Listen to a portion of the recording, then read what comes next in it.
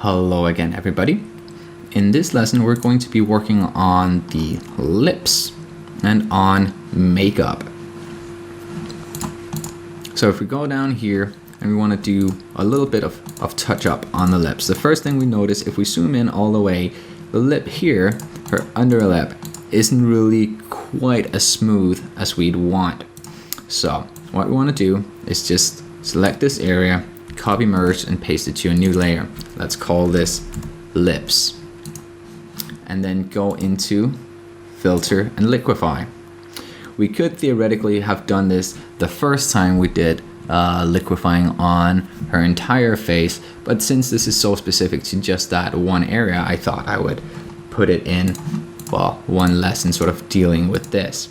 And you want to zoom in, not this much, about this much, and take a small brush.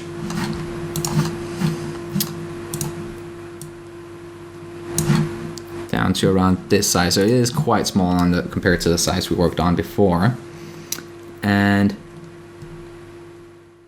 it is smaller than I would generally like to work with, but since we have the teeth in here, it's sort of limited how much we can pull without hitting the teeth. And you just want to sort of smooth everything out so she has a nice smooth lip here. You could either smooth it out downwards or upwards. That is sort of up to you. But the main important thing is that it's nice and straight. We could also pull these up just a little bit so they don't stick down quite as much as they currently do.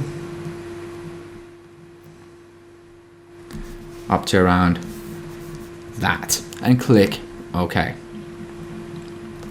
And it is a small difference, but it, we are working on details here in this image. So next we want to add a little bit of sort of glossy shine to them. So make a new layer and we'll call this lips shine. And click OK. And I'm gonna take a white, soft, big brush. Something along the size of, let's see, 100 in this case. And just sort of paint over. And you want to focus more on the middle there, and when you're doing the top lip, that can be really dangerous because if you paint in on it wrong, it's actually going to make the lip seem flatter. So since we want it to sort of pop, we want to actually sort of do the same thing we did when we did the highlights and actually focus specifically on where we're doing the highlights, like when we did it for her entire body. So something like that. You could either leave it on normal or put it on overlay and then set it down to around 50. You can see it actually adds a lot of pop to them. We could also add in a little bit of a dark sheen underneath here without adding in too much, just to make them pop even more, just that little bit. And we also want to change the color and add also some bit of coloring makeup up here on the top. Let's call this lips dark sheen. So next we want to go in and add an adjustment layer for color balance. And we want to put that adjustment layer to overlay.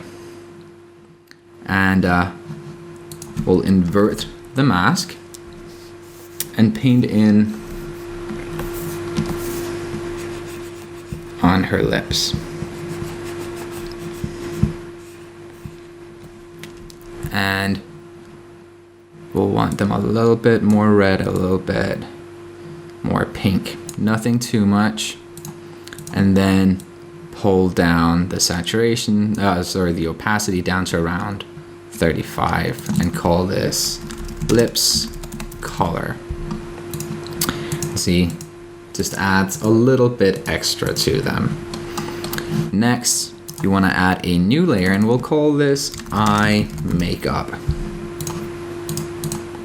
And again, with a large soft brush, we'll choose a color. What color would work nice for this? I think something up around this. And you want a fairly big brush for this.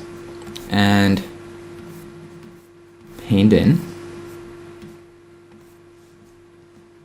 Now, I am no makeup artist, so might take a couple of tries to get everything exactly right. Put that layer to overlay and turn the opacity down